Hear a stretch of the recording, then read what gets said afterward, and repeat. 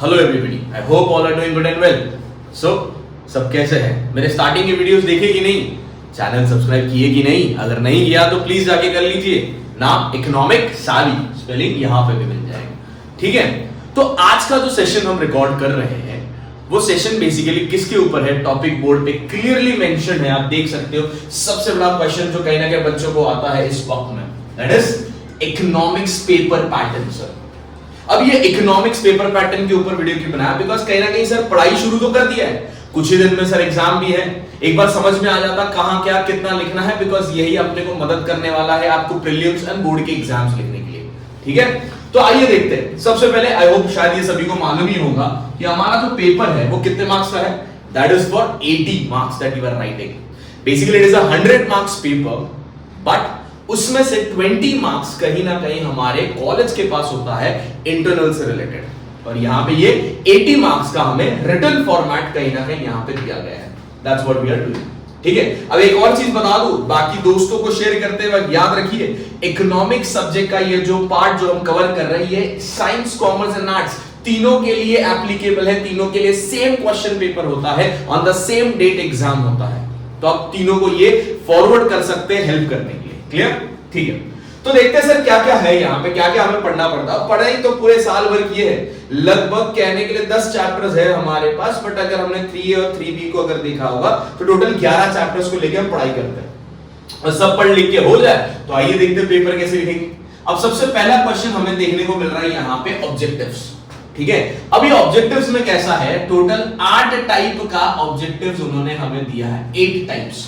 उन 8 टाइप्स में से कहीं ना कहीं 4 टाइप के ऊपर वो लोग ऑब्जेक्टिव्स पूछेंगे, 5 marks each, which makes sense of 20 marks. Objectives में ये 8 अलग अलग प्रकार के कौन से ऑब्जेक्टिव्स है, इसके ऊपर मैं अलग से वीडियो जरूर बनाने वाला हूं, तो उसके ऊपर का वीडियो जरूर अलग से आ जाएगा। ठीक है, तो फिलहाल एक चीज समझ लीजिए, मतलब पूरे 80 मार्क्स के पेपर में आपका 20 मार्क्स का जो वेटेज है वो सीधा डायरेक्टली ऑब्जेक्टिव्स का निकल गया।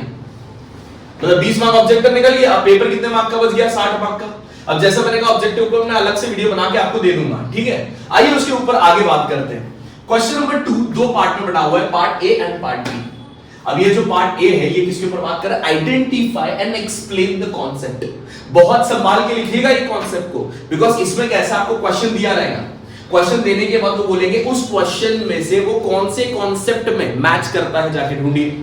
जब आप पढ़ेंगे तो आपको क्वेश्चन समझ में आएगा और आप क्वेश्चन को आइडेंटिफाई करेंगे, तो 1 मार्क आपको डायरेक्टली मिल जाएगा, ओनली टू आइडेंटिफाई। क्या बोला मैंने? Only to identify. बचा कितना मार्क? अगर ये आइडेंटिफाई करेक्ट निकला तो जाके बाकी का 1 मार्क के लिए आप क्या करोगे? उस कॉन्सेप्ट को एक्सप्लेन करोगे। अभी एक्सप्लेन में आप आइदर उसका मीनिंग लिख दो या आइदर उसका डेफिनेशन लिख दो, इनफ है। बराबर, तो सर ये हो गया 1 मार्क के लिए आइडेंटिफाई, सीधा डायरेक्ट वर्ड लिख देना है। जैसे फॉर एग्जांपल कोई क्वेश्चन आपको लग रहा है इसका आंसर यूटिलिटी है, तो लिख दीजिए यूटिलिटी, तो 1 मार्क आपका डायरेक्टली वहीं पे अचीव हो गया।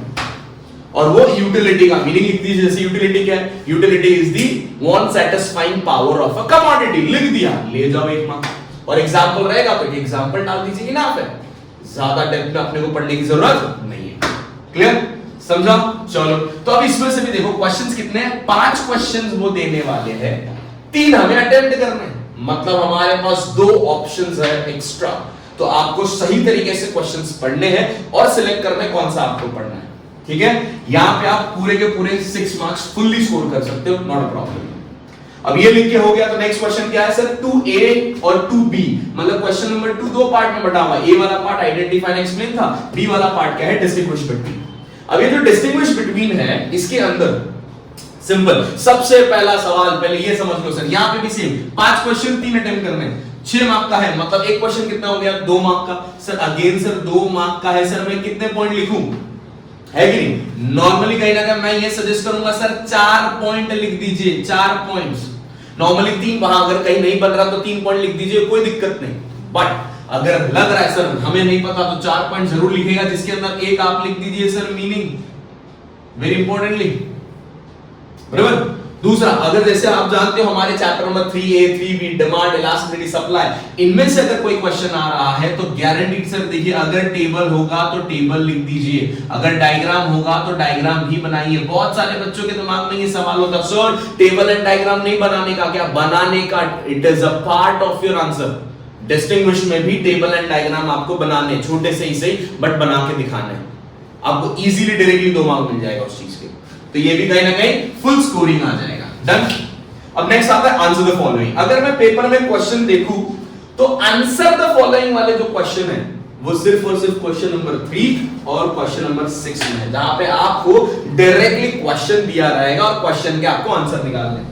अब यहां पे भी देखो सर कितने क्वेश्चन है भैया? सर 5 क्वेश्चन है, उसमें से 3 अटेम्प्ट करने, ठीक है, बट टोटल वेटेज कितना है? 12 मार्क का है, मतलब एक क्वेश्चन हो गया आपके 4 मार्क का।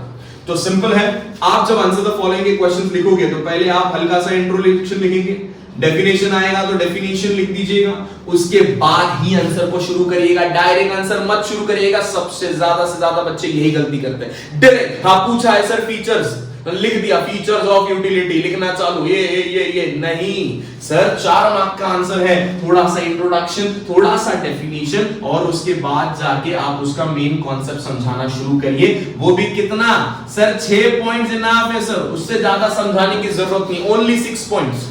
एक आध पॉइंट एक्स्ट्रा इसीलिए लिख रहे हैं कि कभी एक आध पॉइंट गलत हो गया, कहीं वेटेज में कंसीडर नहीं हो तो एक आध पॉइंट एक्स्ट्रा होना चाहिए ताकि आपको सही तरीके से मार्क्स मिल सके। That's it, that the reason we are considering 6 points. Clear? तो ये भी लिख दिया, यहां पे भी आप अच्छा खासा स्कोर कर सकते हो। ऑन एन एवरेज बच्चे यहां पे भी सर 11 मार्क्स स्कोर कर ही लेते हैं, नॉट अ प्रॉब्लम। बराबर? जो सबसे डेंजरस है पेपर में, जो मुझे लगता है स्पेशली बच्चों को जो प्रॉब्लमेटिक लगता है वो यही है, एग्री डिसएग्री। अब मैं एग्री डिसएग्री को अगर समझूं तो ये कुछ आइडेंटिफाई एंड एक्सप्लेन जैसा ही है। क्यों? बिकॉज़ आइडेंटिफाई में भी सर आपने क्या बोला था कि सर अगर मेरा आइडेंटिफाई रॉन्ग है तो सर क्या मुझे एक्सप्लेन का मार्क मिलेगा कि नहीं? It's purely 0। भले आपका आंसर राइट हो बट उसका मार्क्स अपने को 0 ही मिलेगा। उसी तरीके से यहां पे जब हम एग्री डिसएग्री की बात करते हैं तो देखो कितने मार्क है, वापस से समझो सर, 5 क्वेश्चन है, 3 अटेम्प्ट करने, 12 मार्क, मतलब एक क्वेश्चन पड़ गया अपने को 4 मार्क का ईच। तो यहां पे भी ये हो गया 4 मार्क्स ईच, जिसमें से आपको 1 मार्क डायरेक्टली मिलेगा ओनली टू राइट एग्री और डिसएग्री। मैं वापस से कह रहा हूं, 1 मार्क आपको डायरेक्टली मिलने वाला है सिर्फ ये लिखने के लिए कि भाई एग्री है कि डिसएग्री, और ज्यादा कुछ सोचना नहीं है, सिंपल लिखना है। I agree the above statement, I disagree the above statement, इसके अलावा कुछ नहीं लिखाना, फलाना ढिंगाना कुछ नहीं लिखना। कुछ बच्चे 2-2 3-3 लाइन खाली लिख ही रहे, कुछ नहीं, सिंपल एक स्टेटमेंट में लिखना है कि I agree the above statement, I disagree the above statement, simple लिख दिया, 1 मार्क आपके हुए। अब 4 में से 1 मार्क चले गए, बताओ कितने बचे? है कि नहीं? 3 मार्क। उस 3 मार्क के लिए हम लोग क्या करेंगे? उस 3 मार्क के लिए अपने को सिंपल यहां पे वापस से सर 6 पॉइंट्स लिख निकालने। कितने? 6 पॉइंट्स लिख निकालने। देखो सिंपल हिसाब है इकोनॉमिक्स का, 2 मार्क के आंसर है 4 पॉइंट लिख दे, 3 मार्क के आंसर है 6 पॉइंट लिख दे। अब 4 मार्क वाले भी हम लोग क्यों? बिकॉज़ सर इंट्रो डेफिनेशन लिखने के बाद लिखते हैं, इसलिए 6 to 7 पॉइंट्स इनफ हो जाता है। Okay done. अब आता है सबसे इंपॉर्टेंट, जो कि पहले के सिलेबसेस में ये नहीं हुआ करता था। लास्ट सिलेबस जब चेंज हुआ वहां पे इन्होंने इस चीज को लाया, टेबल डायग्राम पैसेज। कसम से कहता हूं 3 क्वेश्चंस हैं, 2 क्वेश्चन आपको अटेम्प्ट करने। जैसे हम सब जानते हैं माइक्रो का हिसाब है, मोस्ट प्रोबेबली जो टेबल और डायग्राम वाला जो हिसाब होगा वो माइक्रो इकोनॉमिक्स से आएगा, which will be related to utility, demand और सप्लाई। इन्हीं में से कंसीडर होगा। पैसेज हो सकता है कि कहीं ना कहीं मैक्रो में से आ जाए, या नेशनल इनकम के ऊपर का सम पूछा जा सकता है। Getting it? बट एक चीज जरूर याद रखिए सर, ये वो पार्ट है जहां पे आपको पूरे 8 मार्क्स स्कोर करने मिलेंगे, एक भी मार्क्स आपका जाएगा नहीं, फुल मार्क्स। सिंपल है यार, तुम्हें शेड्यूल दे दिया जाएगा, इंडिविजुअल डिमांड कैलकुलेट कर लो, मार्केट डिमांड कैलकुलेट कर लो, नहीं कर सकते। कभी बोल देंगे कैलकुलेट कर लो, उसके 2 मार्क्स खाली ऐड करने होंगे, 10 + 20 + 30 निकाल लो वैल्यू, खाली ऐड करके ढूंढ लो, 2 मार्क उसके। फिर बोल देंगे नीचे उसी के ऊपर एक ग्राफ बना दो, 2 मार्क ग्राफ के, सिंपल मिल गया ना 4 मार्क। बराबर? उसी तरीके से टेबल, उसी तरीके से डायमंड, और पैसेज तो आपको पता है इंग्लिश में इतना पैसेज लिख लिख के वैसे भी थक गए हो। तो यहां पे भी अपने को कितना 2 क्वेश्चंस अटेम्प्ट करने 3 में से। मैं हमेशा ये कहता हूं कि सर अगर आपको आएगा तो टेबल और डायग्राम पे फर्स्ट फोकस करिए, पैसेज लास्ट के लिए रखिए, बिकॉज पैसेज में हमेशा एक क्वेश्चन आता है जिसमें आपको कमेंट के ऊपर पूछेगा, और कमेंट के ऊपर पता है सर कि सर आधा 1 मार्क जाने के चांसेस हो सकते हैं, बट टेबल डायग्राम में आपको फुल मार्क्स मिल सकता है, तो वहां पे आप 4-4 मार्क के क्वेश्चंस पूरा अटेम्प्ट कर लेंगे और आपको यहां पे वैल्यू मिल जाएगा। ठीक है, नेक्स्ट एंड द लास्ट आता है आपका आंसर इन ब्रीफ, सबसे डेंजरस क्वेश्चंस, जहां पे आपको सिंपल देखो 16 मार्क का है, मतलब 8 मार्क का एक क्वेश्चन, सबसे ब्रीफ आंसर में से 3 क्वेश्चन दिए रहेंगे, 2 आपको अटेम्प्ट करने हैं, बराबर। अब इसके ऊपर मैं श्योरली आपका अलग से, अब यहां पे जो आप देख रहे हो ना ये सब, इस सब के ऊपर मैं आपका अलग अलग वीडियोस बनाने की कोशिश करूंगा, ताकि हर एक के ऊपर कितना क्या पढ़ना है लिखना है वो तो हल्का सा मैंने यहां बता दिया, बट हर एक में कौन से क्वेश्चंस कवर करने हैं ये सब चीज के ऊपर मैं डिस्कस करना चाहूंगा कि कहां पे कौन से क्वेश्चंस कवर कर लेंगे काम हो जाएगा। ठीक है, तो उसी तरीके से आंसर इन ब्रीफ में आपको पूरा का पूरा पैटर्न ध्यान रखना है, जैसे कि मतलब the whole introduction in a proper way, the whole definition and the whole answer. जैसे हम सब बच्चे जानते हैं, हम सब प्रे कर रहे हैं कि कहीं ना कहीं बस एक बार सब लॉ ऑफ डिमांड आ जाए, बस काम हो जाए, तो 8 मार्क का एक क्वेश्चन तो हमारा वहीं सेट हो जाए, है कि नहीं? तो ये सब हम डिमांड वगैरह सारे चीजों के आंसर्स हम डिस्कस करेंगे, बट यहां पे भी सर आप एक आंसर पे 7.5 इजीली निकाल सकते हो, और यहां पे 16 में से आपको 14 to 15 मार्क्स इजीली अवेलेबल हो सकता है। इसी तरीके से ये पूरा पेपर पैटर्न आता है for 80 marks that we will be studying giving the exams for board 2024. Getting it? I hope सब कुछ समझ में आया होगा, बट जैसा मैंने वादा किया हर एक के ऊपर इंडिविजुअल वीडियो मैं जरूर बनाने की कोशिश करूंगा, इंपॉर्टेंट क्वेश्चंस के ऊपर वीडियो बनाने की कोशिश करूंगा। वापस कह रहा हूं, प्लीज चैनल सब्सक्राइब नहीं किया तो कर लीजिएगा और दोस्तों तक पहुंचाइएगा, बहुत काम आने वाला है उन सबको। ठीक है, मिलते till the end to the next lecture. Thank you very much, see you soon, bye.